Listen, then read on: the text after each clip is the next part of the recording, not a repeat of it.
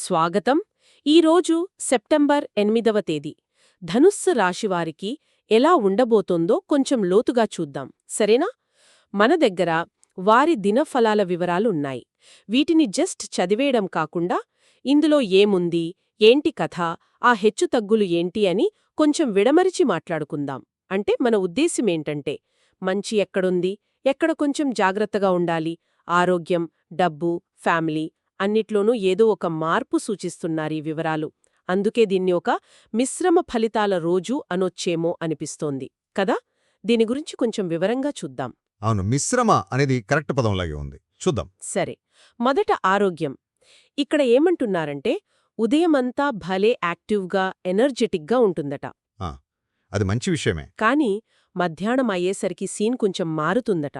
అలసట రావడం, stress feel అవ్వడం, బహుశా తలనొప్పిగాని లేదా జీర్ణ సమస్యలు గాని ఇలాంటివి కొంచెం ఇబ్బంది పెట్టొచ్చు అని ఒక సూచన. అందుకే ఇంటి భోజనం బెటర్ అని, ఇంకా కంటికి వెన్నుకి సంబంధించిన సమస్యలున్నవాళ్లు ఇంకొంచెం కేర్ఫుల్గా ఉండాలని కూడా అంటున్నారు. ఇది ఆసక్తికరంగా ఉంది. అంటే రోజులో ఎనర్జీ లెవెల్స్లో ఇంత మార్పు ఉండటం అనేది గమనించాలి. అవును.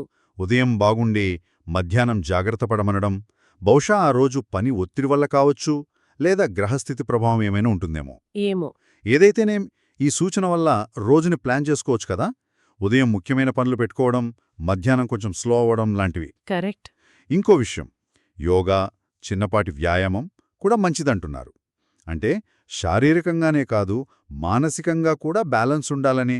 ఎగ్జాక్ట్లీ. ఆ బ్యాలెన్స్ పాయింటే ఇక్కడ ముఖ్యం. సరే, మరి డబ్బు సంగతేంటి? అక్కడ కూడా ఇలాగేనా? అక్కడ కూడా కొంచెం అటు ఇటుగానే ఉంది వ్యవహారం. జాగ్రత్త అవసరం అనిపిస్తోంది.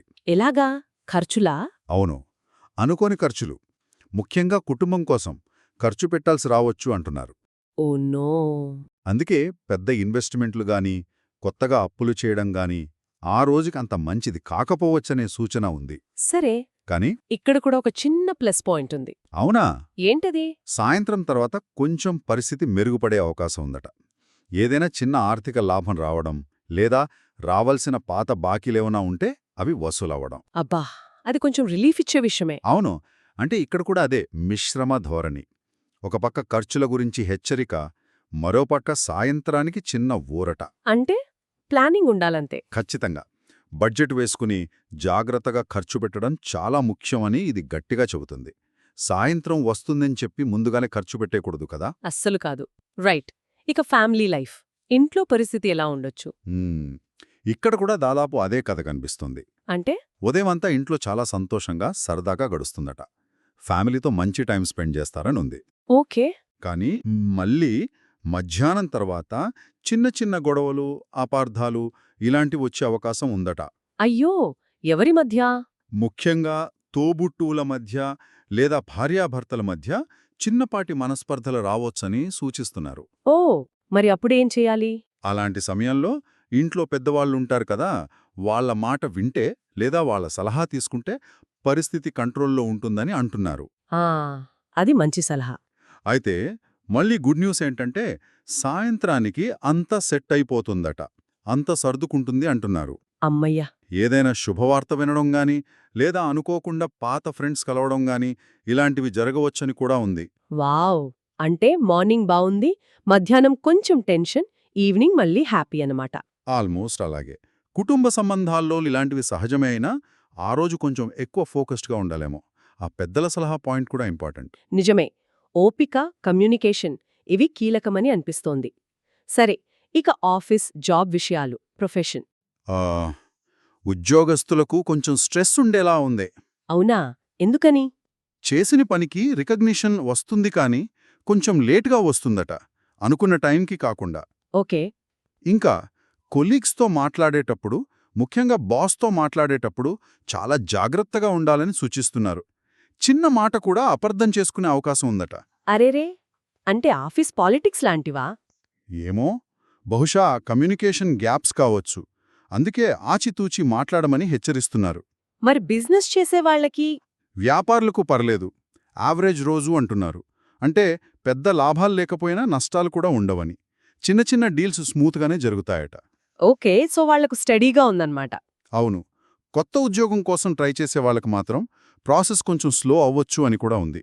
అంటే ఓవరాల్గా వర్క్ లైఫ్లో సహనం చాలా అవసరం ఆ రోజుకి. ఎగ్జాక్ట్లీ. సహనం అనేది కీవర్డ్లా ఉంది. గుర్తింపు ఆలస్యమైనా వస్తుందని నమ్మాలి. కమ్యూనికేషన్లో చాలా జాగ్రత్తగా ఉండాలి.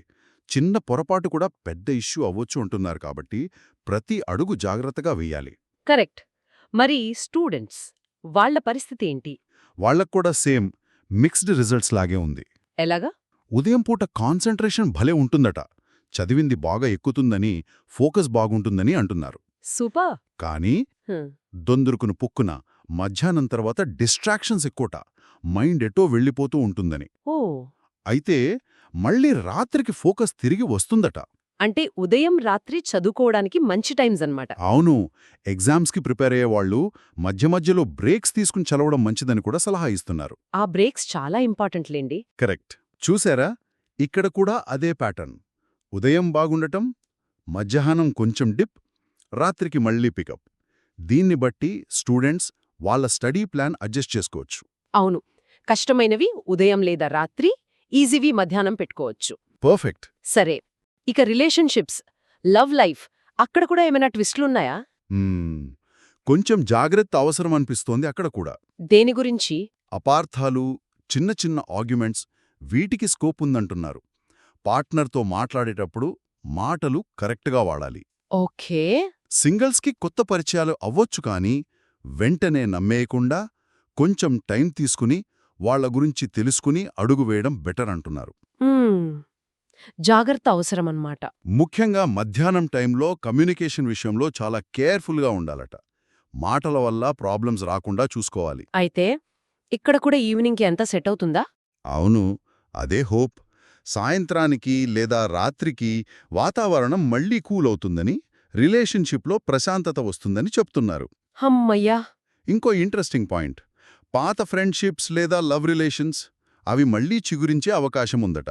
Wow, that's interesting. అవును. అంటే ఇక్కడ కూడా కమ్యూనికేషన్, అర్థం చేసుకోవడం కీలకం. సమస్య వస్తే క్షమించడం, సాల్వ్ చేసుకోవడానికి ట్రై చేయడం ముఖ్యం. నిజమే. సరే, ఇవన్నీ బానే ఉన్నాయి కానీ పాజిటివ్స్ ఏమైనా ఉన్నాయా ఆ రోజు? లేదా తీసుకోవాల్సిన స్పెషల్ కేర్? ఉన్నాయి.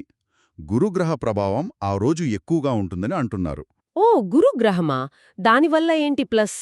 గురుడంటేనే జ్ఞానం, వివేకం కదా. సో దానివల్ల ఆలోచనల్లో స్పష్టత, ఆధ్యాత్మిక చింతన పెరుగుతాయట. శ్రీ మహావిష్ణువు ఆరాధన మంచి ఫలితాలనిస్తుందని కూడా సూచిస్తున్నారు. అది చాలా పాజిటివ్ విషయం. అవును. ఇక జాగ్రత్తల విషయానికొస్తే మళ్ళీ అవే పాయింట్స్ రిపీట్ అవుతున్నాయి. ఏంటవి? మాటల్లో చాలా జాగ్రత్త, అనవసరమైన ఖర్చులు తగ్గించుకోవడం, ఇంకా ఓవర్ కాన్ఫిడెన్స్ అస్సలు పనికిరాదు అని గట్టిగా చెబుతున్నారు. ఓకే. శుభ రంగులు పసుపు, తెలుపు అని, శుభ సంఖ్యలు 3, 7 అని కూడా మెన్షన్ చేశారు. రైట్. అంటే ఆ గురుగ్రహ పాజిటివ్ ఎనర్జీని వాడుకుంటూ ఈ చెప్పిన జాగ్రత్తలు పాటిస్తే రోజుని బ్యాలెన్స్ చేసుకోవచ్చన్నమాట. ఆధ్యాత్మికత వైపు మొగ్గు చూపటం వల్ల కూడా మెంటల్ పీస్ దొరుకుతుంది. సో మొత్తంగా చూస్తే what's the bottom line? Bottom line ఏంటంటే ధనుస్సు రాశికి సెప్టెంబర్ 8 ఒక రోలర్ కోస్టర్ రైడ్ లాంటిది. అవును, అలానే ఉంది. ఆరోగ్యం, డబ్బు, కుటుంబం, కెరియర్, చదువు, రిలేషన్స్ అన్నిట్లోనూ అప్స్ అండ్ డౌన్స్ ఉన్నాయి. ఉదయం ఒకలా, మధ్యాహ్నం మరోలా, సాయంత్రం ఇంకోలా. స్ట్రెస్ ఉంది, రిలీఫ్ ఉంది, కన్ఫ్యూజన్ ఉంది, క్లారిటీ ఉంది, అన్నీ ఉన్నాయి. ఖచ్చితంగా. అందుకే బహుశా ఆ చివర్లో చెప్పిన మెసేజ్ చాలా ఇంపార్టెంట్. ఏంటని? సహనం, ఆత్మవిశ్వాసం, ఆధ్యాత్మిక దృక్పథం ఈ 3 ఉండాలంటున్నారు. అతి విశ్వాసం కాదు, సరైన ఆత్మవిశ్వాసం. ఈ 3 లక్షణాలు ఉంటే ఈ మిక్స్డ్ రిజల్ట్స్ ఇచ్చే రోజు కూడా పాజిటివ్గా మారుతుంది అని చెప్పడం గమనించాలి. ఇది ఆ రోజుకే కాదు, లైఫ్లో ఎప్పుడైనా వర్తిస్తుంది కదా. అబ్సల్యూట్లీ. పరిస్థితులు ఎలా ఉన్నా మన యాటిట్యూడ్ ఎలా ఉందనేది ముఖ్యం. కామ్గా, నమ్మకంతో, పాజిటివ్గా ఉండగలిగితే ఎలాంటి సిచ్యువేషన్నైనా హ్యాండిల్ చేయొచ్చు అని చెబుతుంది. నిజమే. బహుశా జీవితంలో ఇలాంటి అప్స్ అండ్ డౌన్స్, ఈ మిశ్రమ అనుభవాలు మనల్ని స్ట్రాంగ్గా మార్చడానికే వస్తాయేమో.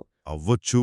ఆటుపోట్లను ఎలా తట్టుకోవాలో, ఎలా బ్యాలెన్స్ చేసుకోవాలో నేర్పించడానికే ఇవన్నీ ఎదురవుతాయేమో. జస్ట్ ఒక ఆలోచన. దీని గురించి ఆలోచించండి. ప్రతిరోజు ఈ విధంగా రాశి ఫలాలు తెలుసుకోవడానికి వీడియోని తప్పకుండా లైక్ చేయండి. క్రింద కనిపిస్తున్న రెడ్ కలర్ సబ్స్క్రైబ్ బటన్ ని తప్పకుండా క్లిక్ చేయండి. లైక్ మరియు సబ్స్క్రైబ్ చేసిన వారికి ఈ రోజు ఏదో ఒక శుభవార్త వినాలని నేను దేవుణ్ణి ప్రార్థిస్తున్నాను. Thank you for watching this video.